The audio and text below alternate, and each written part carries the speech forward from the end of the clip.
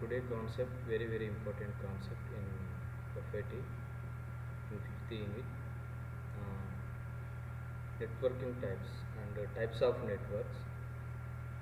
So ఇక్కడ మనం ఒకసారి అబ్జర్వ్ చేస్తే టైప్స్ ఆఫ్ నెట్వర్క్స్ అనేటువంటి కాన్సెప్ట్ చాలా important question ఎఫ్ఐటీలో.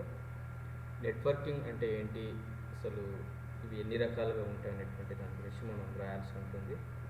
So computer network is a collection of or group of computers can be connected to each other for the purpose of sharing the resources and the data or other applications. Networking, computer networking అంటే కొన్ని computers ఒకదానితో ఒకటి link అయి ఉండి వాటికి సంబంధించిన డేటాను కానీ రిసోర్సెస్ కానీ అప్లికేషన్స్ని షేర్ చేసుకునేటువంటి ప్రాసెస్ని నెట్వర్కింగ్ అని అంటాం. సో ఈ నెట్వర్కింగ్ వచ్చేసి మెయిన్గా 4 టైప్స్ ఉంటుంది. సో ఆ 4 టైప్స్ ఏంటనేటువంటిది ఇక్కడ మీకు కూడా జరిగింది. Types of the computer networks ఇప్పుడు వచ్చేసి ల్యాన్, సెకండ్ వన్ వచ్చేసి మ్యాన్, థర్డ్ వన్ వచ్చేసి వ్యాన్, ఫోర్త్ వన్ వచ్చేసి PAN. So most of the persons discuss చేసేటువంటిది ఏంటి అంటే ఈ 3 నెట్వర్క్స్ మాత్రమే మనం డిస్కస్ చేస్తాం ఎక్కువ ప్లేసెస్లో. అది ల్యాన్ నెట్వర్క్, మ్యాన్ నెట్వర్క్, వ్యాన్ నెట్వర్క్. సో పాన్ నెట్వర్క్ అనేటువంటిది మనకు అడిషనల్గా యాడ్ చేయడం జరిగింది. సో ఇప్పుడు మనం ఒక్కొక్క దాని గురించి మనం డిస్కషన్ చేస్తే, సో ఇక్కడ ల్యాన్ అనేటువంటిది ఏంటిది అంటే లోకల్ ఏరియా నెట్వర్క్ అని అంటారు. ఈ లోకల్ ఏరియా నెట్వర్క్ అనేటువంటిది ఏంటిది, ప్రజెంట్ లోకల్గా మనకు అవైలబుల్గా ఉండేటువంటి నెట్వర్క్ అని అర్థం. With in the small distance లోపల ఉండేటువంటి నెట్వర్క్ని లోకల్ ఏరియా నెట్వర్క్ అని అంటారు. That means group of computers can be connected to each other in a small area. అది ఒక బిల్డింగ్ కావచ్చు, ఆఫీస్ కావచ్చు, కాలేజ్ కావచ్చు, క్యాంపస్ కావచ్చు. అంటే డిస్టెన్స్ అనేటువంటిది చాలా తక్కువ ఉంటుంది అన్నట్టు. అంటే మనం యాక్సెస్ చేసుకునేటువంటి రిసోర్సెస్ కానీ డేటా కానీ తక్కువ డిస్టెన్స్లో ఉంటుంది. ఇలా తక్కువ డిస్టెన్స్లో ఉండేటువంటి నెట్వర్కింగ్ని లోకల్ ఏరియా నెట్వర్క్ అంటారు. ఇక్కడ చూపించేటువంటి ఈ డయాగ్రామ్లో మీరు చూడండి, మొత్తము ఎన్ని సిస్టమ్స్ ఉన్నాయి, 5 సిస్టమ్స్ ఉన్నాయి. ఈ 5 సిస్టమ్స్ అన్నీ కూడా విత్ ఇన్ 1 కిలోమీటర్ లోపలనే మనకు ఉంటాయి. సో ఇలా ఉండేటువంటి దాన్ని మనము లోకల్ ఏరియా నెట్వర్క్ అని అంటాం. ఈ లోకల్ ఏరియా నెట్వర్క్లో మనకు వైర్ కనెక్షన్స్తో ఉంటాయి. ఆ వైర్ కనెక్షన్లో వాడేటువంటి వైర్స్ ఏంటిది అంటే ఒకటేమో ట్విస్టెడ్ ఫైర్ కేబుల్స్ అనేటువంటి వాడతారు, తర్వాత కోయాక్సిల్ కేబుల్ అనేటువంటిది ఈ నెట్వర్కింగ్లో యూజ్ చేస్తారు. సో ఇది మనకు కాస్ట్ కూడా చాలా తక్కువగా ఉంటుంది. దీంతోపాటు హార్డ్వేర్ కాంపోనెంట్స్ ఏవి యూజ్ చేస్తారు అంటే అబ్స్ అనేటువంటి hardware components, adapter, Ethernet cables అనేటువంటివి కూడా మనకు ల్యాన్ నెట్వర్క్లో యూజ్ చేస్తారు. సో లోకల్ ఏరియా నెట్వర్క్ అనేటువంటిది చాలా స్పీడ్గా పనిచేస్తుంది, అదేవిధంగా సెక్యూరిటీ కూడా ఎక్కువగా ఉంటుంది. ఇది లోకల్ ఏరియా నెట్వర్క్ సంబంధించిన information. Next pan network. So pan అంటే ఏంటిది, పర్సనల్ ఏరియా నెట్వర్క్ అని అంటారు. పాన్ అంటే పర్సనల్ ఏరియా నెట్వర్క్. సో ఇక్కడ మీకు డయాగ్రామ్ ఇక్కడ చూపించారు కదా, ఈ డయాగ్రామింగ్లో చూడండి, జస్ట్ మనము పర్సనల్గా వాడుకునేటువంటి కాంపోనెంట్స్ ఉన్నట్టు ప్రింటర్స్ కానీ, స్పీకర్స్ కానీ, తర్వాత మొబైల్ కనెక్షన్స్ కానీ, మౌస్, కీబోర్డ్ లాంటివి. అంటే పర్సనల్గా మనము ఏవైతే రిసోర్సెస్ని యూజ్ చేసుకుంటున్నామో వాటన్నిటిని కూడా మనం ఏమంటాము అంటే పర్సనల్ ఏరియా నెట్వర్క్ అని అంటాం. The personal area network is a network arranged with in the individual person. అంటే ఇండివిజువల్ పర్సన్స్కి కనెక్ట్ అయినటువంటి డివైజెస్ యొక్క నెట్వర్క్ అన్నట్టు. అది కూడా ఎంత ఉండాలి, జస్ట్ 10 మీటర్స్ ఉండేటట్టు మనకు ఉంటుంది. ఇక్కడ మీకు డయాగ్రామ్లో చూస్తే అది అర్థమవుతుంది. సో జస్ట్ పర్సనల్ ఏరియాకు సంబంధించిన ఆ నెట్వర్కింగ్నే మనం ఏమంటాము అంటే పర్సనల్ ఏరియా నెట్వర్క్స్ అంటారు. ఈ పర్సనల్ ఏరియా నెట్వర్క్స్ అనేటువంటిది మళ్ళీ మనకు 2 రకాలుగా ఉంటుంది. ఒకటేమో wide personal area network, second one వచ్చేసి wireless personal area network. Wide and wireless అంటే ఏంటిదంటే, వైడ్ అంటేనేమో కంపల్సరీగా ఈ నెట్వర్కింగ్లో మనము లింక్ కోసము లేదంటే డేటా షేరింగ్ కోసం ఏం చేస్తాము అంటే కంపోనెంట్స్ అనేటువంటిది యాడ్ చేస్తాం. అంటే వైర్లు అనేటువంటిది coaxial cable, twisted fire cable ఇలాంటివి యాడ్ చేస్తాం, కనెక్ట్ చేస్తాం.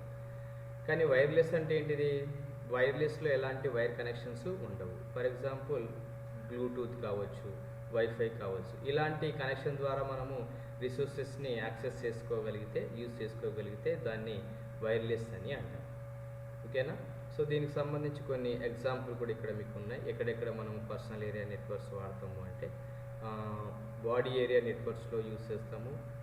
ఆఫ్లైన్ నెట్వర్క్స్ ఏదైతే ఉంటాయో అంటే నెట్ కనెక్షన్ లేని నెట్వర్క్ ఎక్కడైతే మనం యూస్ చేస్తామో అక్కడ యూస్ చేస్తాము. అంటే హోమ్ నెట్వర్క్ అని అంటారు. ఆ హోమ్ నెట్వర్క్లో యూస్ చేస్తాం. సో కొన్ని చిన్న చిన్న ఆఫీసెస్ ఉంటాయి కదా, ఆ చిన్న చిన్న ఆఫీసెస్ కూడా వీటిని యూస్ చేయడము జరుగుతుంది. నెక్స్ట్ నెట్వర్కింగ్ టైప్ ఏంటిది అంటే మ్యాన్ అని అంటారు. అంటే మెట్రోపాలిటన్ ఏరియా నెట్వర్క్ అని అర్థం. మెట్రోపాలిటన్ ఏరియా నెట్వర్క్ అంటే ఏంటిది అంటే డిస్టెన్స్ అనేటువంటిది అంటే జియోగ్రఫికల్ ఏరియా అనేటువంటిది ఎక్స్టెండ్ అవుతుంది. ల్యాన్ అనేటువంటిది తక్కువ డిస్టెన్స్లో ఉంటుంది. మ్యాన్ అనేటువంటిది ఎక్కువ డిస్టెన్స్లో మనకు ఉంటుంది. సో ఇక్కడ మీకు డయాగ్రామింగ్లో చూపించినట్టు ఇక్కడ ఒక నెట్వర్కింగ్ ఉంటుంది, ఇక్కడ ఒక నెట్వర్క్, ఇక్కడ ఒక నెట్వర్క్, ఇక్కడ ఒక నెట్వర్క్. ఈ నెట్వర్క్స్ అన్నింటినీ కూడా మనం ఏం చేస్తున్నాము మెట్రోపాలిటన్ ఏరియా నెట్వర్క్ అని కనెక్షన్ చేస్తాము. దీనికి బెస్ట్ ఎగ్జాంపుల్ ఏంటిదంటే మీరు కేబుల్ కనెక్షన్ చూసి ఉంటారు. ఒక సిటీలో కేబుల్ కనెక్షన్ అంటే టీవీకి సంబంధించి కనెక్షన్స్ ఉంటాయి, డిస్కనెక్షన్స్ అంటారు. ఆ డిస్కనెక్షన్స్ని మనం ఏమంటామంటే మెట్రోపాలిటన్ ఏరియా నెట్వర్క్కి ఒక ఎగ్జాంపుల్గా తీసుకోవచ్చు. అంటే ఇక్కడ ఏంటిది అంటే ఒక డిస్టెన్స్ అనేటువంటిది చిన్న ఆఫీసులు కాకుండా, క్యాంపస్ కాకుండా జస్ట్ ఆ ఎంటైర్ సిటీ మొత్తము ఆ నెట్వర్కింగ్ అనేటువంటిది ఎక్స్పాండ్ అయిపోతుంది. అలా ఎక్స్పాండ్ అయ్యేటువంటి నెట్వర్క్ని మెట్రోపాలిటన్ ఏరియా నెట్వర్క్ అంటారు. ఫర్ ఎగ్జాంపుల్ ఇప్పుడు ఒక సిటీలో ఏటీఎం సెంటర్స్ ఉంటాయి. ఆ ఏటీఎం సెంటర్స్ అన్నీ ఒక్కొక్క ఏరియాలో ఒక్కొక్క ఏటీఎం సెంటర్ ఉంటుంది. ఆ ఏటీఎం సెంటర్ సంబంధించి అంతా కూడా ఒక నెట్వర్క్ అనేటువంటిది ఉంటుంది. అలా మనం ఒక సిటీ ఏరియా మొత్తంలో వాడేటువంటి నెట్వర్క్ని మనము మెట్రోపాలిటన్ ఏరియా నెట్వర్క్ అనేటువంటి అంటాం. నెక్స్ట్ ఈ మెట్రోపాలిటన్ ఏరియా నెట్వర్క్ వల్ల యూజ్ ఏంటిది అంటే మ్యాక్సిమం ఇవి ఎక్కడ యూజ్ చేస్తాము బ్యాంకులు. ఇందాక ఏటీఎం అని చెప్పాను కదా, ఆ ఏటీఎంలో ఆ బ్యాంకుకి సంబంధించి ఒక సిటీలో ఎన్నైతే ఉంటాయో అవన్నీ కూడా కమ్యూనికేషన్ కావడానికి ఈ మెట్రోపాలిటన్ ఏరియా నెట్వర్క్ యూజ్ అవుతుంది. అదేవిధంగా ఎయిర్లైన్ రిజర్వేషన్స్ ఉంటాయి. అంటే మనము ఫ్లైట్స్ ఎక్కడైనా జర్నీ చేయాలనుకున్నప్పుడు ఆ ఫ్లైట్ రిజర్వేషన్స్లో కూడా మనకు మెట్రోపాలిటన్ ఏరియా నెట్వర్క్ యూజ్ చేస్తారు. విత్ ఇన్ ద కాలేజెస్ అంటే ఒక సిటీలో డిఫరెంట్ కాలేజెస్ ఉంటాయి. ఆ కాలేజెస్లో కూడా మనకు ఈ నెట్వర్కింగ్ అనేటువంటిది యూజ్ చేస్తాం. అంతేకాకుండా మిలిటరీ ఏరియా ఉంటుంది కదా, మిలిటరీ ఏరియాలో కూడా అంటే మనము ఆర్మీ ఏరియా అంటాం కదా, ఆర్మీ ఏరియాలో కూడా మెట్రోపాలిటన్ ఏరియా నెట్వర్క్ అనేటువంటిది యూజ్ చేస్తారు. అదేవిధంగా వ్యాన్ అంటారు. నెక్స్ట్ నెట్వర్క్ టైప్ వచ్చేసి వైడ్ ఏరియా నెట్వర్క్. అంటే దీని యొక్క జియోగ్రఫికల్ ఏరియా అనేటువంటిది ఎక్కువ ఎక్స్టెండ్ అవుతుంది. ఇప్పుడు మెట్రోపాలిటన్ ఏరియా అంటే ఏంటిది ఓన్లీ సిటీకి సంబంధించి మాత్రమే నెట్వర్కింగ్ అంతా కూడా స్ప్రెడ్ అయి ఉంటుంది.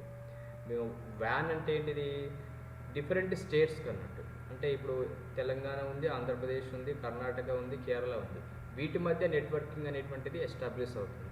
ఈ స్టేట్సే కాకుండా కంట్రీస్ కూడా మనకు నెట్వర్కింగ్ అనేటువంటిది ఎక్స్పాండ్ అవుతుంటుంది. కంట్రీస్ అంటే ఎలా, ఫర్ ఎగ్జాంపుల్ ఇండియా నుంచి అమెరికాకు, అమెరికా నుంచి జపాన్కు, జపాన్ నుంచి ఫ్రాన్స్కి, ఇలా డిఫరెంట్ కంట్రీస్ మధ్య కూడా నెట్వర్కింగ్ అనేటువంటిది మనకు షేర్ చేయబడుతుంది. అలా షేర్ చేసేటువంటి నెట్వర్కింగ్ అనేటువంటిది మెయిన్గా 2 టైప్స్గా ఉంటుంది. ఒకటేమో వైడ్ అనేటువంటి చాలా తక్కువగా ఉంటుంది. మ్యాక్సిమం ఈ డేటా నెట్వర్కింగ్ అంతా కూడా వైడ్ ఏరియా నెట్వర్కింగ్ అంతా శాటిలైట్స్ లింక్సే ఉంటాయి ఎక్కువ వరకు. టెలిఫోన్ లైన్స్ ఉంటాయి, as well as fibre optics cables ఉంటాయి. దాంతోపాటు శాటిలైట్ లింక్స్ అనేటువంటిది దాంట్లో ఎక్కువగా యూజ్ చేయడం అనేటువంటిది జరుగుతూ ఉంది. So throughout the cities different states and different countries మధ్య ఉండేటువంటి నెట్వర్క్ని వ్యాన్ ఏరియా నెట్వర్క్ అని అంటారు. So wide area network. So దీంట్లో maximum without wire, that means the data can be transferred through the satellite links.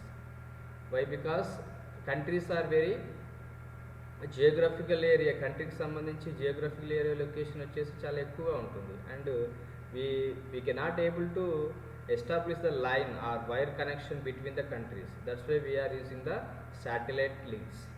అవునా?